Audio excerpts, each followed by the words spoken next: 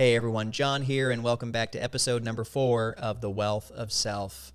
In today's podcast, we're joined by Charis Williams, who is a health coach, personal trainer, and health educator serving clients in the Washington, D.C. and greater Washington area. Now, I haven't known Charis very long, but I really resonated with her right off the bat because, much like myself, she is a small business owner. Her business focuses on diet, exercise, nutrition, and overall health outcomes for her clients, which is incredibly important. In today's episode, we're going to dive in and look at her upbringing, her father being in the Air Force, her mother as a nurse, and how she had an opportunity to live in states all across America, and how those experiences as a young person really educated and informed her decisions moving forward.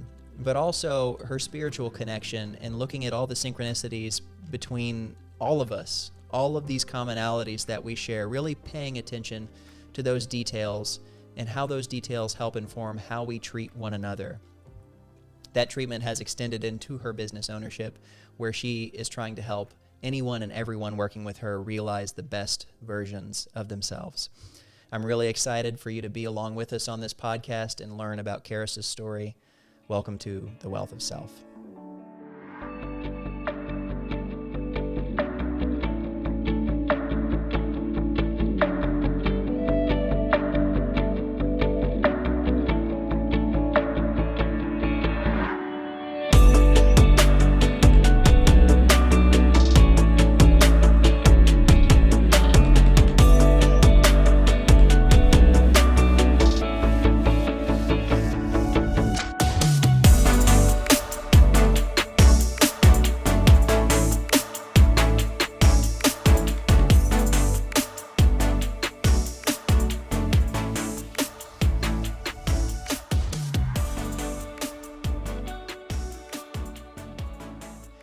Thanks for tuning in to episode number 4 of The Wealth of Self. We're joined today in the studio by Charis Williams. This is somebody who I just met by complete happenstance, I guess. A concierge by the name of Phil Green, who will be on this podcast before too much longer, introduced us, mostly on the premise of you having a really incredible website, first and foremost. But since that time, we've had the opportunity to create some content together, and I'm super excited to have her in today to share her health journey, but also her journey as a business owner, serving as a health coach, serving the population in and around Washington, D.C. So I wanted to kick it over to Charis and just say, hey, what's up?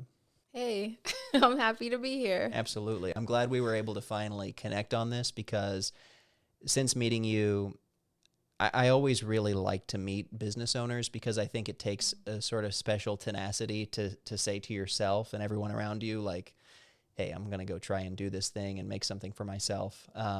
It's not easy to do, and it takes a lot of fortitude, and there are certainly a lot of failing points along the way that you sort of just have to overcome gradually. So Yeah. I'm very happy that you made some time this evening to come in and chat. Absolutely.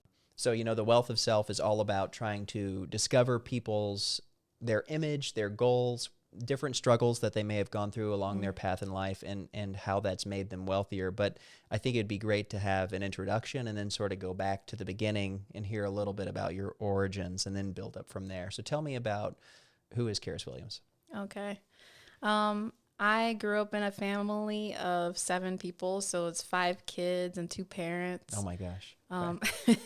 So yeah, it was a lot of us, and Yeah. 4 sisters, 1 brother, and All by himself. yeah, yes, we loved him dearly though, so Yeah. he was happy. That's good. That's good. Yeah. What about your parents? Tell me a little bit about mom and dad and sort of why were you in Maryland? Was that sort of where the family always was from, or did you how did that look?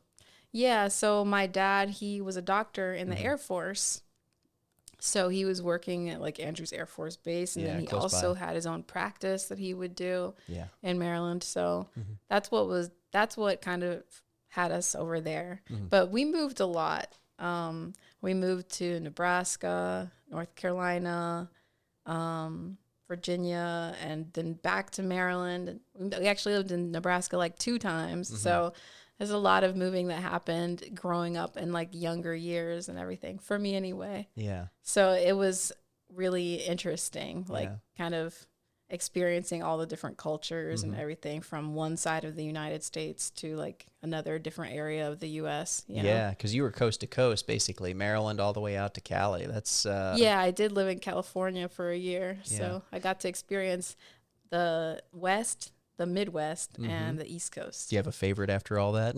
I mean, I feel like the Midwest kind of like stuck with me a lot. I definitely felt, I think that I spent like my most impressionable years in the Midwest. So I just feel like that's like, I like it. That's a strong connection point. Yeah, I like it. But yeah, East Coast is good and I like it. Yeah, Cali's good for like, because it's got great weather. Right. Hard to beat California. Yeah.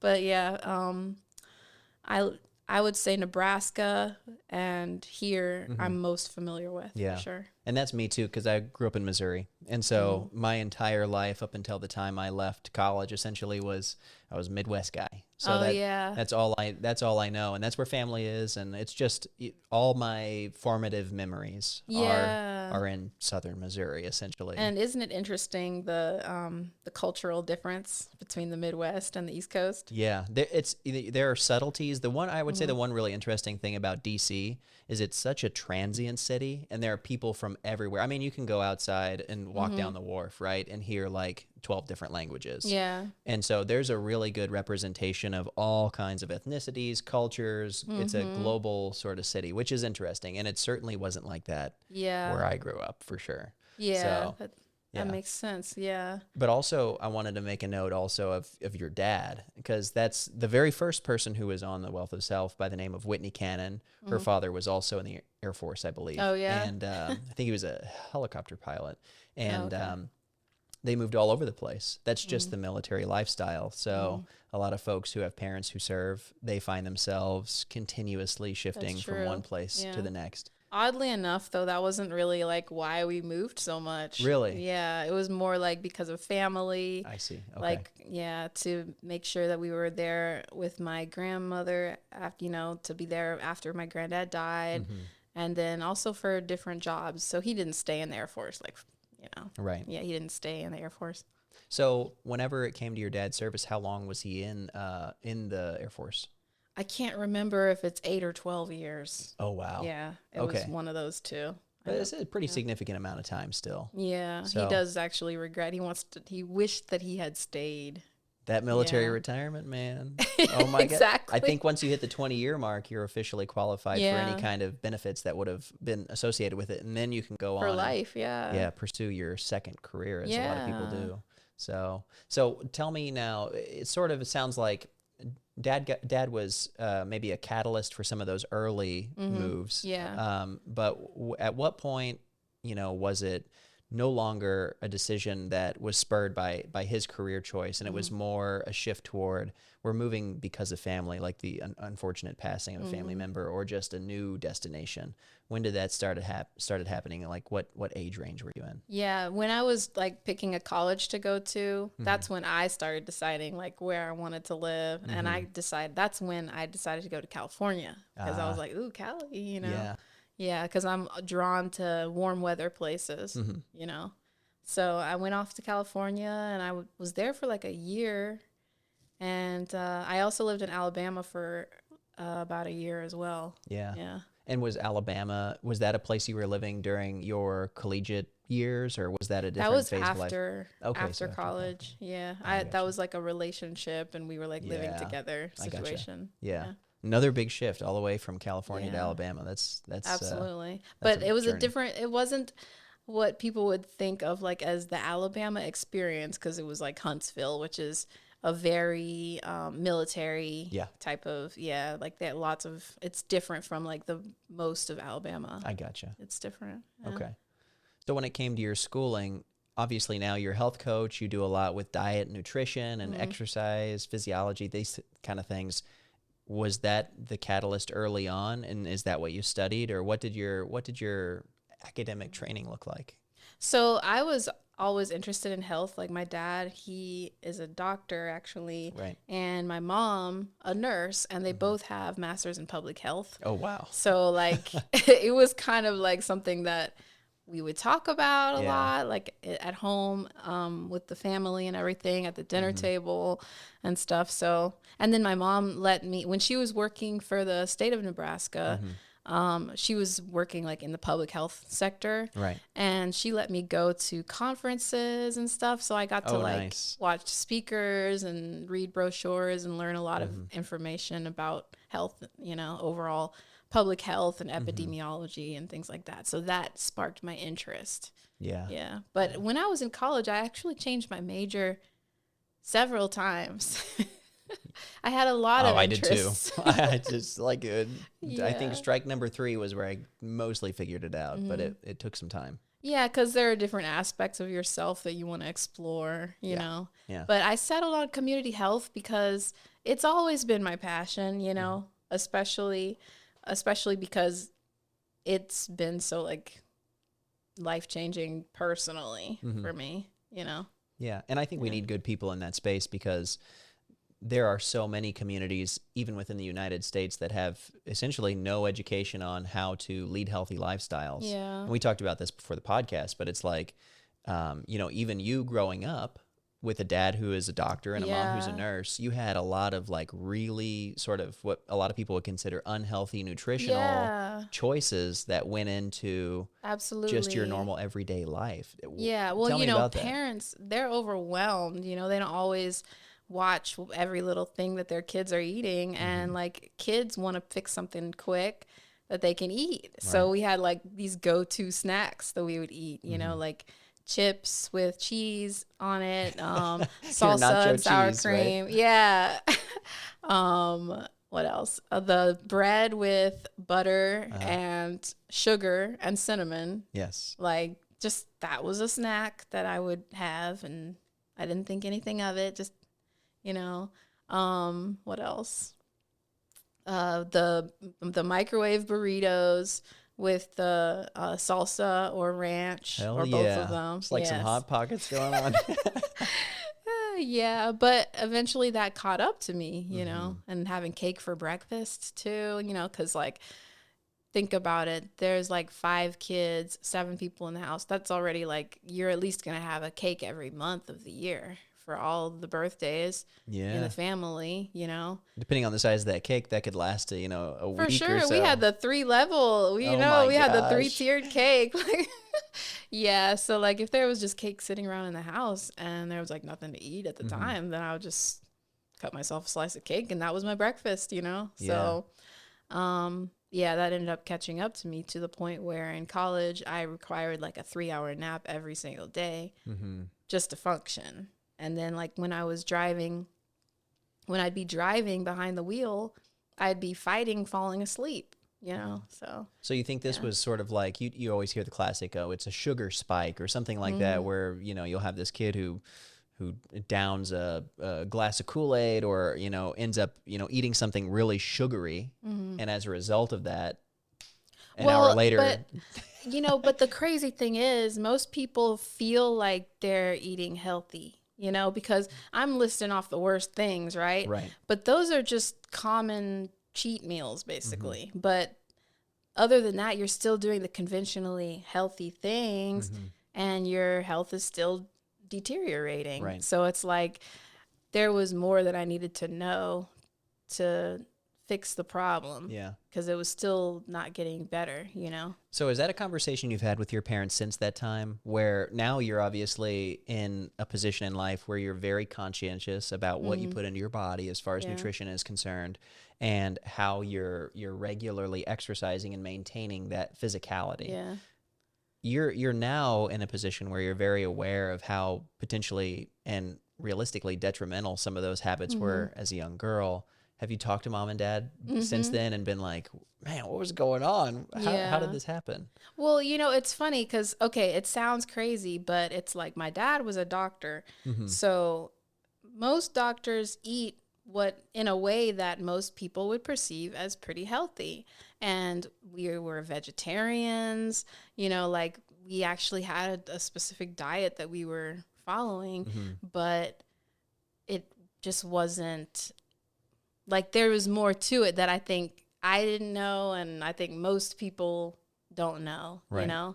I did have a conversation with them. I talked to my mom about it, and she was more embracing. My dad is a creature of habit, so like he kind of just wants to do what he wants to do. It's like, right. I already work, I'm going home, I'm just gonna do this, you know. So I think people are at different stages of change, and my mom was more at that, like closer to that stage of like preparation and, you know, jumping in and getting started, action, you know. My dad he was like pre-contemplation, contemplation, you know. So yeah. Well, I think that's another thing. Like even for my own dad, he was very physically fit and continues to be, even in his old age, very physically capable. But he and I hereditarily share one terrible trait, and that's a sweet tooth. And it's just like, it's hard to break that habit. And you know, sugar in many ways is very addictive. Even in some lab studies, you talk about sugar being more addictive than like cocaine or other addictive substances. And so to know that that is sort of an element of our food in America, inevitably, just about in everything that we eat. It's in milk, it's in rice, it's in bread, it's in any product essentially that you pick up off the shelves. There's some, you know, there's some sugar in there. And it's just, unless you're naturally sourcing your food or you know, you're running a garden or something, I think you'd be hard pressed to totally avoid some of those preservatives and other added sweeteners and things it's like a that. real, like, you have to be like really diligent about what you put in your body, and you have to read your labels, because even if you're reading your labels, you'll run into something that you've been buying for years, and then you'll see and it's like, it changed. Yeah. That's not the ingredients that were on there when I first bought it, you know. So we have to like always be diligent and vigilant, you know, checking ingredients and stuff. That's very important. Well, another thing that you talked about also was that, you know, whenever you were moving around, you had an opportunity to really self-identify who you were more clearly. And you talked about how a part of that was because you got to experience so many different sort of subsections of the cultures in America. Yeah. And that's an interesting thing about the United States, is that you can go to another state, and in a lot, there are similarities obviously, but you know, they have their own way of doing things in some instances. So I was hoping you could tell me and dive a little deeper on that about, you know, some how of the did differences? well, not just some of the differences, but how you were able to absorb some of those pieces of information and how it helped you sort of identify who you were and what you wanted to do on a deeper level. Yeah. Yeah, it's really interesting. Like, there are some subtle differences that I feel I would notice. Like, in one community, let's say you grow up in one community in the beginning of your life, and you're assimilated to that. You understand it. You know how it works. Well, if you move somewhere else after that, the dynamics are different. People act differently, different, like, different ways of communicating, different expectations. And so you kind of like, you become more secure in who you are. And you also kind of learn the large variety of different types of people there are out there. And you have different expectations of the world entirely, you know, because if you grow up in one place the whole time, you're stuck thinking that that's what the world is, and you're generalizing, thinking, oh, the world is like this place that I grew up in, and oh, why doesn't everybody think the way I think? You know? And I think that's normal and natural, but like, when you move and you expose yourself to all these different people and cultures, that's when you realize, you know what, like, I'm one grain of sand on the beach, you know, like, and so that can make you feel both separate and unified at the same time, you know? And that's the point that the last guest that was in, Josh, you know, he grew up in Mongolia, ended up moving to Russia and facing, you know, some different discriminatory things and racial things there, and then moved to the United States. And that's a point that he really hit on was, you know, when he was growing up in Mongolia, it was like, that was his world. That's all he really could see. That's all he knew or understood. And then shifting into another place. I mean, the shift from Mongolia to Russia is probably a little crazier than like the shift from that's more Nebraska extreme. to Alabama or something like that. But at the same time, it's the same idea that your world is now this much bigger because you've had the opportunity to see that new place and experience that new food and that new culture and those new people and all these things. So that's It's a valuable point, and one that I hope people will hear and recognize if you can, or if you have an opportunity. Like, go to your neighboring state, or if there's something that presents itself, go take a trip abroad if you have that opportunity ever in your life, because it's scary and it's intimidating. Yeah, or even just like taking a moment to say, is that just my upbringing? Is that just how I've been socialized? Like, or maybe, you know, understanding other people so that you can be more patient with them. Like, because we all have issues with that, right? Like, there's always somebody who triggers you on some level, you know? Right. Yeah. So, like, in those moments when you run across somebody like that, it's like that self-reflection helps to be like, okay, like, maybe I just have these expectations because I was socialized this way, and because that's how I kind of perceive the world or whatever, but maybe it's not fair for me to expect that from them because I don't know their life, or maybe I know something about their lives that I should take into account to explain why things happen the way they do, you know? Right. And being where you're at now as a health coach, you also talked about how there were some health issues that you faced, whether those were related to diet specifically or otherwise, that sort of put you on that journey to trying to make sure that you were better prepared in order to take care of yourself and your community. What you talked a little bit about that, and I was hoping you could dive in further on that. Yeah. Well, after, you know, living life like a regular person, not really like paying attention to like my lifestyle too much, I mean, just following general advice that everyone hears, I reached a point of health that was really not good for me. And really, really taxing for me. Like I was just not functioning ideally, you know, requiring 3-hour naps every day. And then I was having more issues, like feeling like I was being electrocuted in my sleep. Yeah. Almost like a seizure-like experience of some sort. Yeah. Well, so as a child, I was diagnosed with a seizure disorder, but for many years, I wasn't having like major issues. Yeah. But back in college, it's like it just got worse.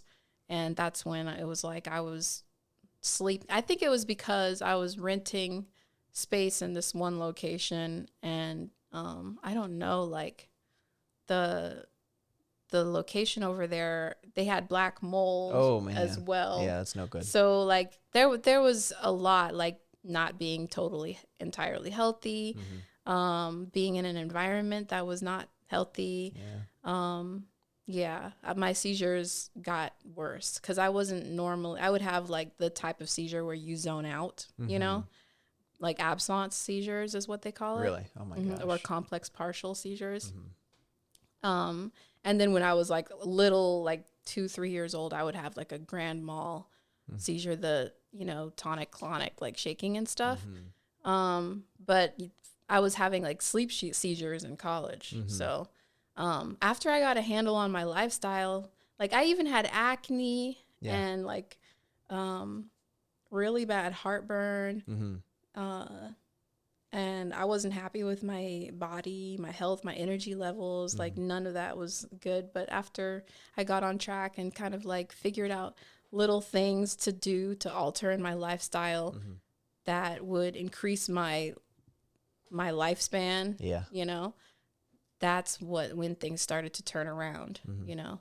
You feel like that was, so that decision to really get serious about your health, do you feel like that was a tipping point that you reached, or was it a subtle sort of crescendo into saying like, holy crap, man, I got to change this? What did that look like for you mentally? Like being as tired as I was, it was something that I longed to be healthy. You know, it was something I really wanted for myself, but you know, things weren't really happening the way, you know, that I just wanted it to happen. So because I was pursuing community health, I decided to use that to help find research to give me answers. Right. So I'm like, okay, like what's going on with my health? Why do well, does this cause this problem? Is what I'm doing, like anything I could control in my lifestyle, how is that linked to how unhealthy I'm feeling right now? Right. You know, Like, is there something I can alter? Everything I did came into question. Everything other people did came into question and became a research question for me. Mm-hmm. Is this not healthy? Is this not good? What's the problem with this particular food? And well, how much sleep do we really need? And like, all those questions. How much water do we really need? Like, an investigative approach almost. Yeah, an investigative approach. So like, in community health and in public health, you're like always coming across research articles, scholarly articles. You have access to databases and things like that. So it was perfect, for me to be able to figure out answers. Right. Yeah. So I just what I would do is I'd print off research articles and I would go reading and highlighting and, making little notes of the little things that I learned. Right.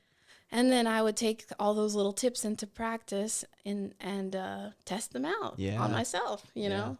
So like I started off with like little like love handles, and as you already know about my state of health and how crappy it was. But now like I'm 33 years old and I don't have any of those issues. It's like I aged in reverse, just by changing different lifestyle things, like I feel a lot better. Yes, I live a fairly strict lifestyle. Sure. Like I do like watch what I do, and I do have like a regimen that I generally stick to, but then I still do other things too, like that other people can relate to. Like I might join in on pizza night or something, but it's not something I'd be doing all the time, Right. And so it's a lesson in moderation, but also I think a lesson in just being self-aware. You obviously, you recognize that there was a change that you wanted to realize within yourself, and you had the tools and the education to say, here are some things I need to modify or tweak, and let's just, you're the test dummy at that point.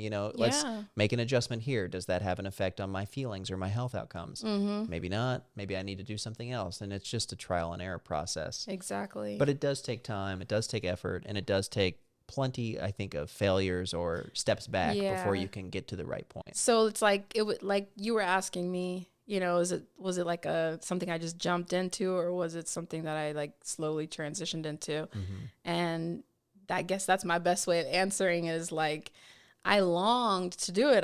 If I could have just jumped into it, I would have, but it was like a whole process that I had to kind of like discover along the way and find out. Right. Yeah. Absolutely.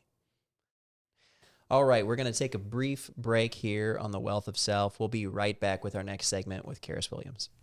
Hey, everybody. Sorry to interrupt, but I just wanted to say thanks again for your viewership on the Wealth of Self. If you're enjoying this content, please give this video a like, and don't forget to comment down below if parts of this conversation are really resonating with you, or maybe even somebody you know. Also, don't forget to subscribe to the channel, and you'll be among the first people notified whenever new content is released. Additionally, if you'd like to support the Wealth of Self's mission, there is a Patreon link down in the description where you can become a monthly supporter. Behind the stories, there are a lot of cameras and lights and audio equipment and everything that helps these videos come to life. It takes a lot to run all of that consistently, and your support makes sure that we can regularly release these stories. Finally, if you are a photographer, or maybe you're interested in video production and you'd like to learn more about the equipment that we are using to document these stories, you can check out the kit.co link also in the description. Any purchases that you make there will earn a small commission for us to keep on telling these stories. So without further ado, let's get back to the interview. All right, welcome back to the Wealth of Self. Thanks for taking a minute to check out our break period, and we're back with Charis Williams. We're going to dive right back in here. So we're back now, and one of the things also in your forum you discuss is how influential your mom was in your life. I wanted you to dive in on that a little bit, because I no longer have my mom, unfortunately. I miss her dearly, but she put so much goodness into me as a person, and I thank her every day for her lessons. And a mother is irreplaceable and such a valuable component in being raised right, I think. For sure. Yeah, I mean, from the time you're born, that you're, first of all, you're connected physically with her from the beginning, and then you're separated, and then there's probably some type of anxiety going on there. That's why the babies cry so much and stuff. Plenty of stress involved in that transaction.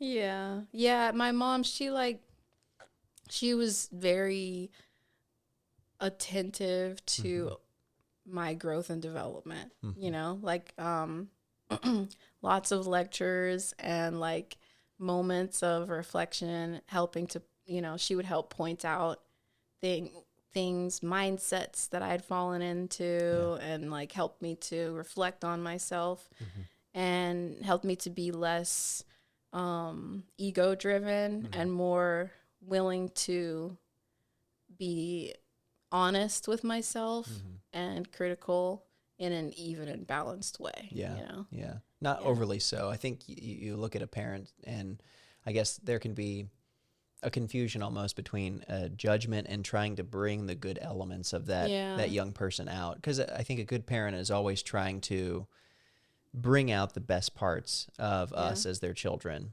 And that sometimes can be a bit of a fine line where it's like they're trying to do good, but over guidance or over judgment about certain things could be almost perceived as like negative in some instances. Yeah, like so it's like a fine line. Like it could sound that way, you know, but like it wasn't. It was just awareness. It wasn't like a judgment there, because you know, I felt her love for me, you know.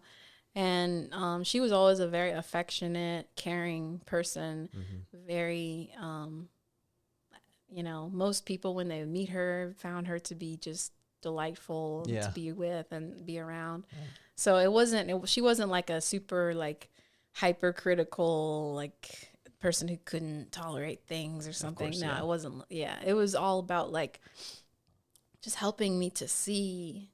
You know, helping me to see and learn how to think, you know, learn how to observe, you know, and like even she was talking about part of how she was raised even was like her mom and her dad would stop and say like, look at the flower, you know, look at the little things, you know, the little details, like pay attention to the little things, you know? So, she's just really good at that. And I think that's helped me. I'm so happy that she was able to offer that perspective. I feel blessed, you know, to have had that growing up, because I know a lot of people don't, you know. That's unfortunate when that's the case. Yeah. Were there any moments that stood out to you in during your childhood where your mom really helped you see the other side of a situation or put you on the right track whenever you were maybe uncertain in a certain situation? Anything that stands out? You know, I have always kind of been like a private person, even with my mom. Yeah. So I think more of that learning process was in preparation, like for the things that I would end up facing in life, you know, because when I faced certain things, it wasn't like I was running back to my mom and what do I do about this? You know, it was more so like she taught me this moral structure to follow and to be aware of throughout my life and through my navigating through my endeavors in life and everything, you know? So there were, I guess there weren't like specific instances necessarily, but there were more overarching lessons that prepared you for anything and everything that could conceivably happen, essentially. Yeah, and just like staying true to your values, you know, like honesty, love, you know, things like that are like, they're like the guiding lights through life, you know? Yeah. Well, it's a good segue point because you also talked about how your mom was more religious in nature. And while as you got older, you weren't necessarily finding yourself to be so much religious, but still a lot of spirituality in the way that you approach what you do and approach your relationships with other people. So where did that division happen, but also those similarities with how you perceive the world? Kind of go into that with me.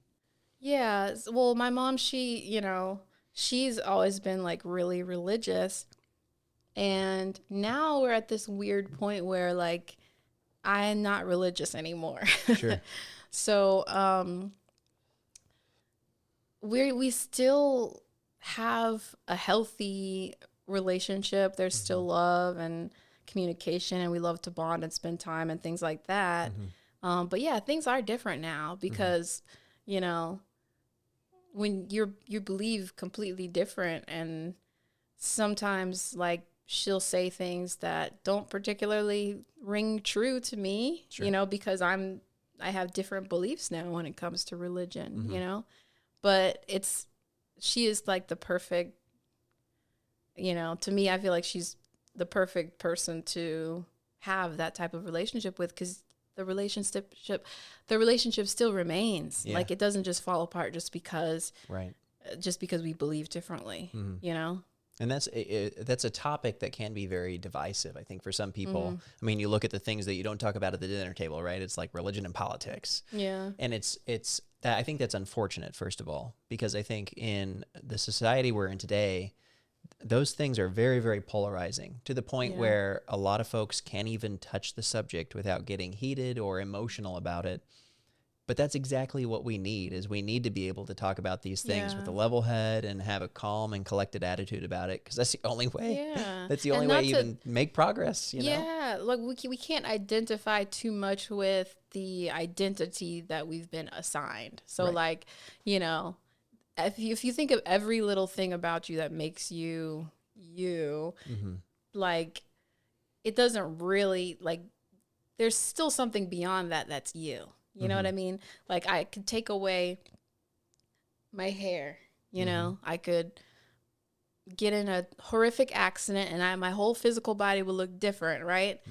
But still, there's me under there, you know? At the end of the day, like, we have to kind of step away from all of our little identities and thinking that we're so correct and so right on everything, and just realize, like, it's better if we're united as one, like, as, you know, we can still have harmony with other people and love and positive relationships, even if we believe differently, you know? Well, if you could, you know, get that message out there with more vigor, that'd be a good thing. I feel like I think we all kind of know that deep down. Yeah. But so often we're not practicing that. And especially with what we consume in our media and our social media and all these different, these things, I don't think that message is the one that's pushed very often. Oh, no. So. Well, it's so easy to kind of like fall into thinking like that, because, you know, you enter a room and, you know, you talk to somebody and they need something to talk about. So they're like, you know, going to talk about whatever is easy to relate or can build a quick connection. And some people feel they can only bond by like talking about certain things. Or, you know, putting certain people down so that you can be friends. And, you know, people have different ways of operating. And so I think, like, often we just have misconceptions about, like, what leads to connection, you know? Because I think a lot of people are just misguided. Yes. They want connection, but they don't realize that they're, like, to build a connection, they're killing a connection, you know? Like...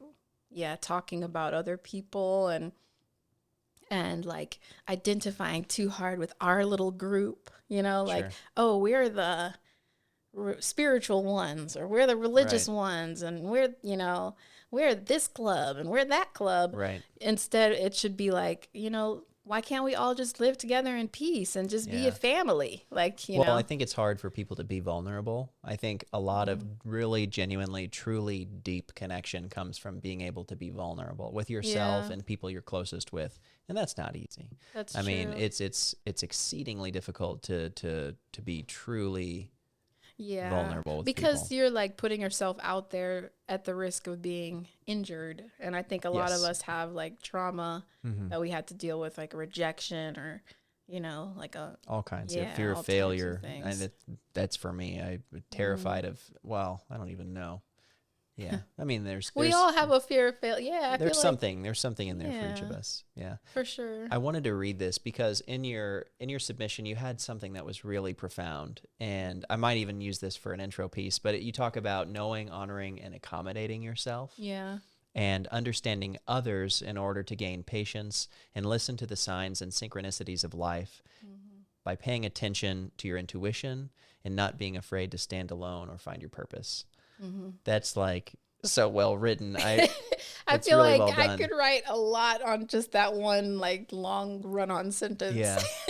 Tell me about some of the motivations behind that statement and the profound nature of it, because truly there are so many pieces in there that are it's really nicely written. Thank you. Yeah. I feel like, well, within the past, like, I don't know, a couple years or so, that's when I became more like spiritual, because I had a situation where I had some doubts and it led me down this whole journey. And then I just decided, like, I'm just gonna, since I don't really know what to believe, and it seems like all these organizations, these, religious organizations are giving out like, oh, believe this, believe that, believe that. Like, I just want to connect with God. Like, can I just talk to him and he tell me what it is, you know? So that's when I just started like doing that. Like, basically I just pray, and I follow my intuition. I listen to the signs and synchronicities. So, the little things that happen in your life that send little messages, like, and I always give this example is like, let's say you're dealing with something, there's some struggle you're going through that someone else that you're talking to doesn't know about. But then they say something and it's like, how did they know the perfect thing to say? That's like a synchronicity, like that's a message from the universe. That's a message from God telling you, like, pay attention. This is what I want for you. This is, I want you to be happy, and I want you to grow, and this is what I want you to learn to move forward, kind of seeing every experience in life that we go through as an opportunity for growth, you know, and then the more we work on ourselves, the more things open up to us, like addressing all of our limiting beliefs, all the ideas that we have in our mind that we've been convinced are true, that have tainted the way that we view the world and the way that we present ourselves to the world, like, that following that journey, I feel that's been like the most life-changing thing for me. And I think that takes a lot of bravery too. And you've displayed a lot of bravery in that sense, because you've obviously had your ears open to these things and your eyes open to watching out for these little signs and saying, okay, I'm not going to push that away. I'm going to accept that. What does that mean for me? How do I take that and grow with it? And, I'm not a religious person either. And finding more spirituality in my life is something that I've craved for a long time. I think living in DC and this, this place being more or less like a concrete jungle, right? Where it's not as big as New York or some other major city like that. But at the same time, my ability to connect with nature has been more limited here than I would like. And there are many times where I reflect on trips out to Colorado or even going up to Canada to camp and things like that, where I'm just like, those were moments where I felt really connected. And I don't get a lot of that here. And I don't like that. And I know that that's, again, a subtle sign saying, hey, maybe it's time to try and push toward these things. Try and pursue that and fill your life with them. And just one note that you made mention of, paying attention to these little signs and listening to that. When right around the time when my mom passed, it was really fascinating because her sister, who hadn't visited in the longest time, came up to the house and visited. I was home. Cheryl was with me while we were home. My dad's brother, his younger brother Greg, came down from Idaho and visited. And his son Darren came from Illinois. And it was like all these people, just everybody. Wow. Yeah, it was like all these people sort of descended on the house. And we just spent time together. We talked, there was a lot of, reminiscing about old family stories, all these things. And then, it was like the next day kind of thing when she passed. As sad as that was, my dad and I have talked about that, and it was just like, man, that was sort of interesting. It's perfect. Like if you were in her position at the time and you were preparing to die, that would be the most beautiful thing, that everybody come in like right before you pass. Like, it's like and I know that she wasn't ready. I know that, right? There were health issues there that preceded that event. It was just very emotional. It was an interesting time to know that so many of her most beloved people were there right then.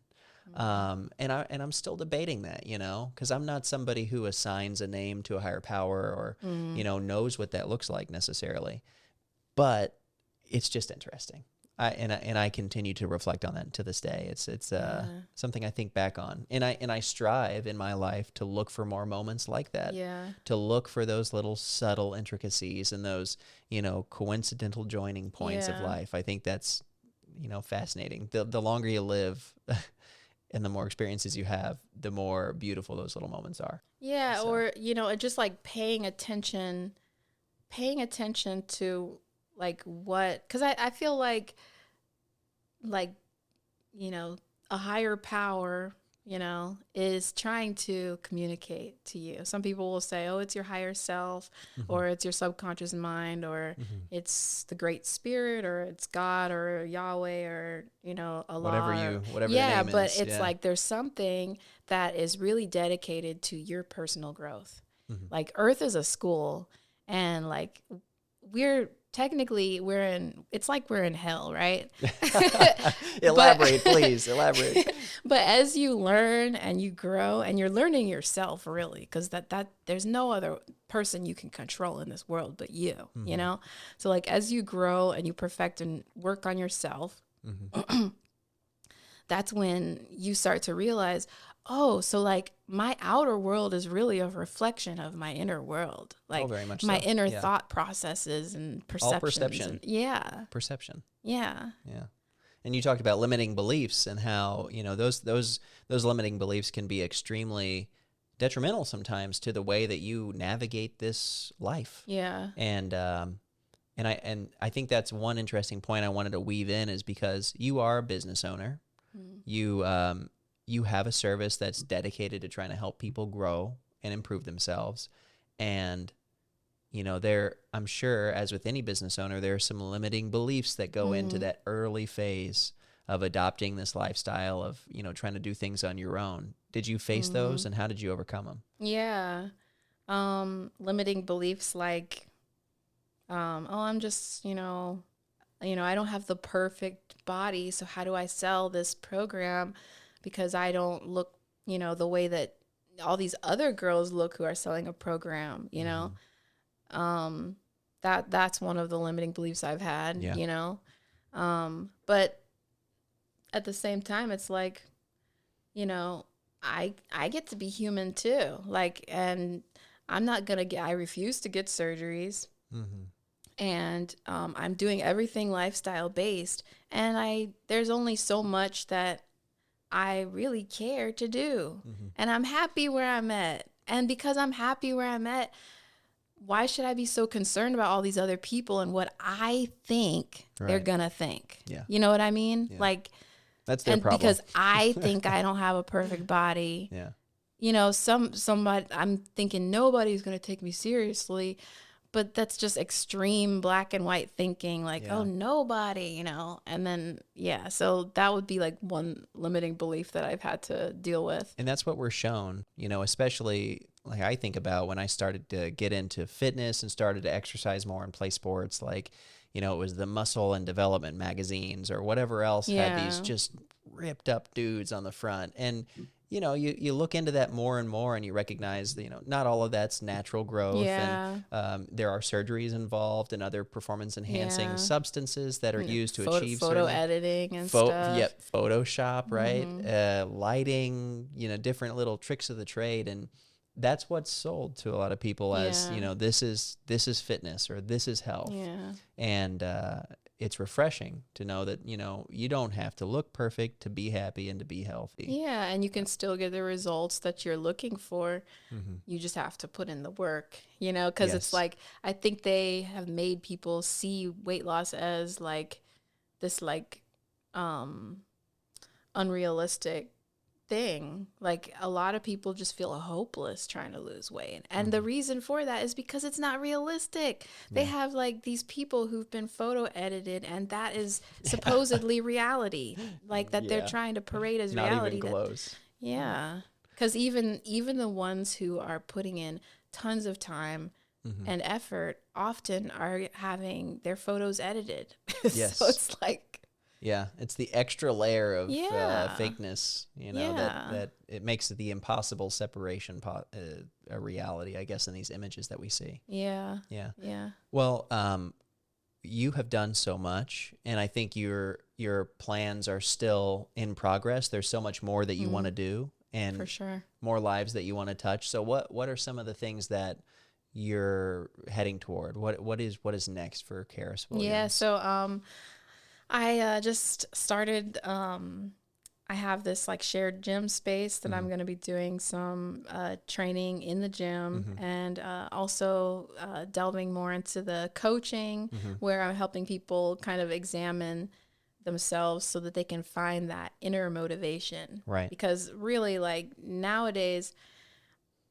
the issue is not so much, I think, yes, a lot of people are misinformed at one, and then two, people are not motivated. They're just lost, confused, discouraged, and they feel hopeless, and they don't want to make certain changes, even though they know that sometimes they might need to be changed, or they might not know something, that could help in ways. So I feel like, the coaching is most important to me right now, to be able to offer that, because people need somebody to hold them accountable, somebody to help them reflect on how they're managing these situations in their lives, and how they're like sabotaging themselves in some instances. I think that's a lot of the time that's what we do, because we all, everybody has some level of trauma they're dealing with,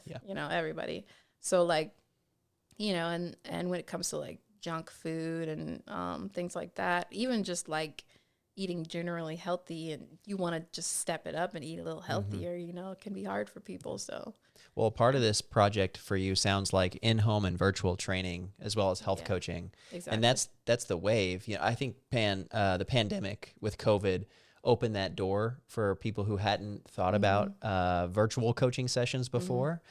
Because now you've got a camera set up in your living room, and you're having clients in on a 40-minute training session through a Zoom call or something like that. And even though you can't be there in person, you're still able to make some change or influence them in some way, shape, or form. And things are mostly back to normal now, so that's not as common. But it's still, some people don't have time to drive to the gym, or even if you're somebody who goes and visits them, maybe that's too many logistics for you to deal with. And I mean, I'm trying to help discouraged people. That's really what I want, because who needs help?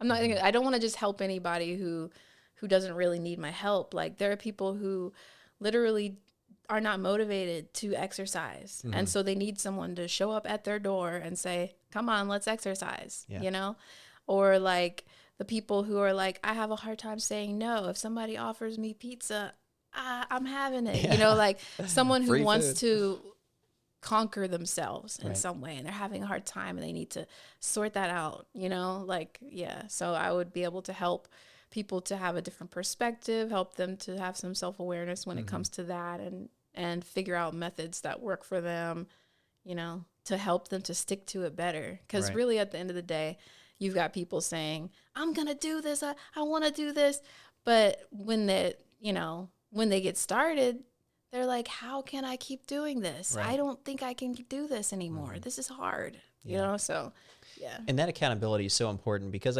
you talk about, and I'm by no means an expert in this in any way, shape, or form, or even that educated, but when it comes to dopamine for the modern person, we get so many kicks of dopamine every single day, whether that's through social media, through the internet. For a lot of people who have goals that set out for themselves, and this is where I have trouble, I think through my goal, or I think through my desired outcome. And it's a little bit of a mental dopamine kick for me to think about me being there. But it's different than actually taking action, standing up and doing it.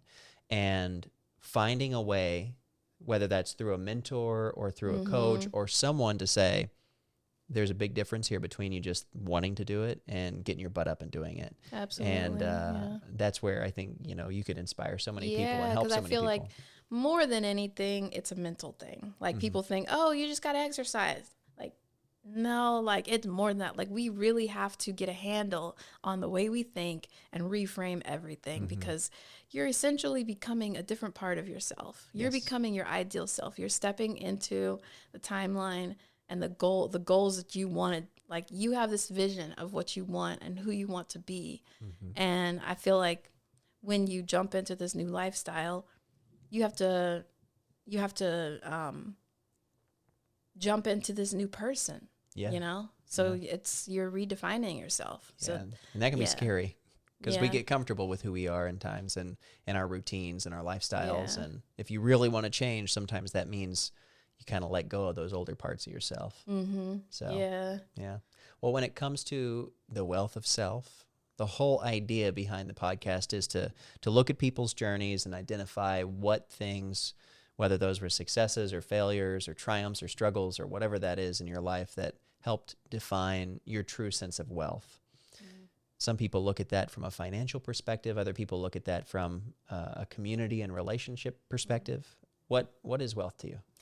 I mean, my perspective has totally shifted because like I always was thinking like, you know, financial, like, you know, because everyone wants a comfortable life, you know, but what means the most to me is the spiritual because it opens up to everything else. Like once you're connected and being personally guided towards where you're supposed to be, that's where the meaning lies. Like there's what other fulfillment is there in life, you know? And like, I feel like I've been able to do so much more by jumping into like self-examination and following my intuition and just focusing on my personal growth. Like I've been able to like doors have just opened as a result of that, you know, and that's God working towards you. That's, you know, you talked about an attitude of gratitude. Yeah. I feel it's important to have an attitude of gratitude. The more positive things you put out, the more positive will come to you. Like that's just the way things operate, you know? And yes, that does sound kind of like selfish, like, oh, I'm just going to be grateful so that I can get something. But at the end of the day, it's true. It's like everybody does want good things.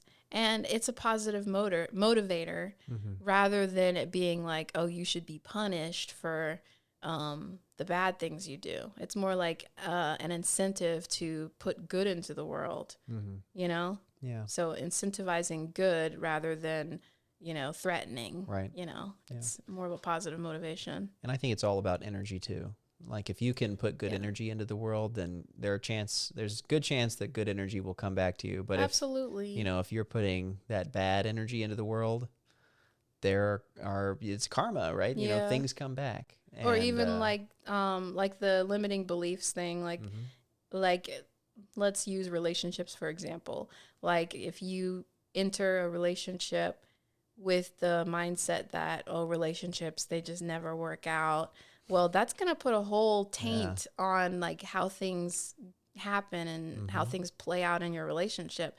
And it's whether you know it or not, your energy is going to give off that. And people are going to pick up on it. And eventually it becomes a self-fulfilling prophecy. In a way. Know? Yeah, you kind of manifest it into your relationship. Yeah, exactly. So we have to always have like a nice observance of ourselves so that we can, attract better things into our lives and take more accountability. Because I think a lot of the time we bring trouble on ourselves because of the mentalities that we embrace.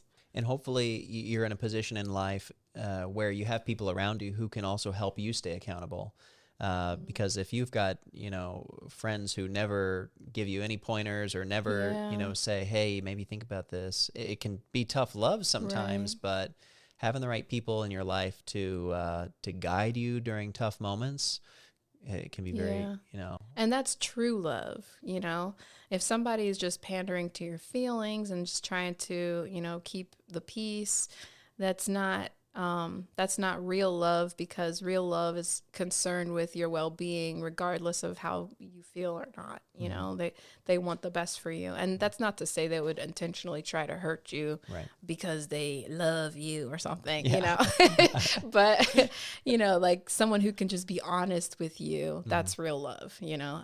Honest yet, you know, kind, gentle, you know. Yeah. Well said. Well said. Well, if somebody wanted to reach out to you and get some help, or maybe get their life back on the right track when it comes to their nutrition or their workout routines, or even, you know, some, I don't know about spiritual guidance or anything like that, but just conversations about how to get the mind right, how would somebody get in touch with you? Yeah, so they can go to fitbycharis.com. Charis spelled Charis. Yes. The H is silent. And it's Greek, as you said before, right? Yeah, my name is Greek. Yep, means grace. Very cool. Yeah. Well, I just want to say thanks again for stopping by, having this conversation with me. And thanks for having me. I'm really hopeful that, as we discussed before we ever started recording, that there are, you know, some young people out there, maybe those are young women who have been on this journey to start their own business, or, you know, realize a dream, who are able to hear your story and say, you know, despite having to overcome some challenges, you've been doing it. And I think the goal is for you to continue to do it.